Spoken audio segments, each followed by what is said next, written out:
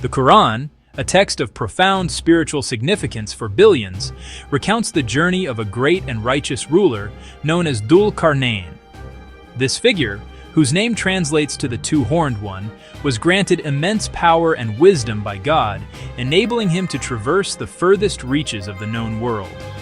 His travels led him to a place nestled between two towering mountain ranges, where he encountered a community of people struggling to communicate, their language foreign and their plight dire. Through a painstaking process of translation, they conveyed their suffering at the hands of two destructive tribes, Yaajuj, Mاجوج, Gog, Magog, who repeatedly descended upon them, spreading corruption and chaos.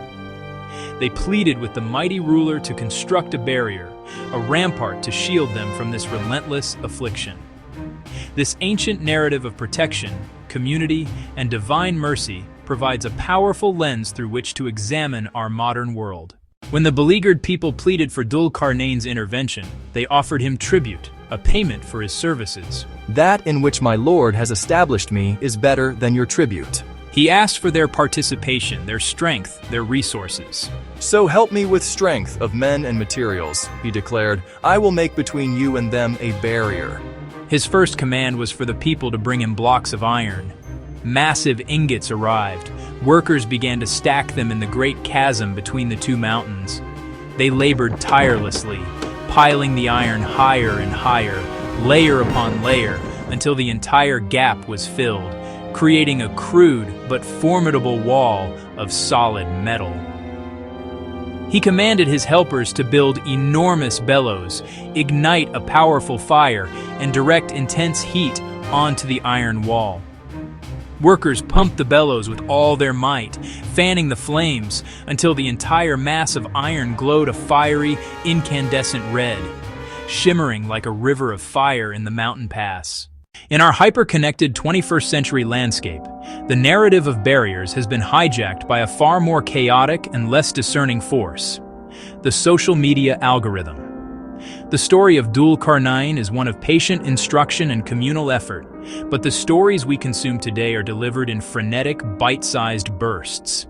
Viral videos, especially those peddling conspiracy theories like the Antarctic ice wall, present a vision of barriers that is devoid of context, reason, or the mercy found in the Quranic tale. These videos often feature dramatic icy cliffs, satellite images with mysterious blurs, and ominous voiceovers set to suspenseful music to evoke forbidden knowledge. The ice wall theory, a cornerstone of flat Earth belief, posits Antarctica as a colossal wall encircling a flat disk, patrolled by a shadowy global cabal to prevent us from discovering the truth. These videos gain traction not through evidence, but through a carefully crafted aesthetic of revelation. They present easily debunked claims, like the idea that all flights avoid Antarctica, feeding a pre-existing distrust of authority and science. The barrier they portray is not one of protection, but of imprisonment. Algorithms are not designed to promote truth. They are designed to maximize engagement. Shocking, emotionally charged, bias-confirming content is pushed to the forefront, creating echo chambers where misinformation grows. Unlike Dhul-Qarnayn's transparent, communal barrier, these digital walls are built in the shadows of code. Moving from the realm of ancient texts and digital fictions, we find real barriers in the most remote place on Earth, Antarctica. Here, walls are not a matter of myth or conspiracy, but of stark, life-sustaining necessity. The primary barrier is nature itself, a continent of unimaginable cold, where temperatures can plummet to below -80 degrees Celsius, -112 degrees Fahrenheit, and winds can rage with the force of a hurricane.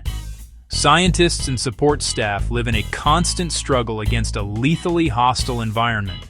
Survival depends on meticulously engineered barriers standing between them and the deadly elements.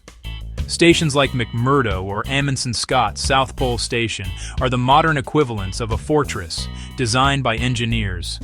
Highly insulated, robust structures built to withstand a relentless polar assault. The walls are thick, the windows triple-paned, and systems circulate warmth, water, and power. Outside without specialized gear means certain death in minutes. This physical barrier is a wall of mercy, shielding a vulnerable community so a noble purpose can flourish. However, life behind these protective walls reveals the psychological cost of isolation. Confinement, endless night, and distance from home strain mental health. Engineers counter this with communal spaces, recreation, and robust links to the outside world.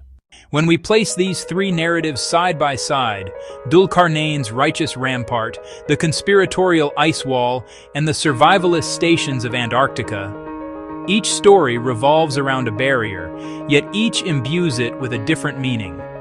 The Quranic account presents a wall as divine mercy. Collaborative, engineered, transparent, built in the open for protection. The viral ice wall reframes a marvel as a sinister prison, fueling paranoia and distrust. Antarctic barriers like Dhul-Qarnayn's protect against a clear danger, the lethal cold, yet remind us of isolation's cost. Ultimately, the divergence boils down to intent and transparency. A barrier's meaning lies not in its materials, but in the motive of its builders and its effect on the human spirit. After the barrier, the ruler says, "This is a mercy from my Lord, but when the promise of my Lord comes, he will make it level with the ground." The wall is temporary. Humility is key in the face of time and truth. Beware brittle walls of the mind built by half-truths and fear. Build bridges of compassion and knowledge. Protect with strength and mercy.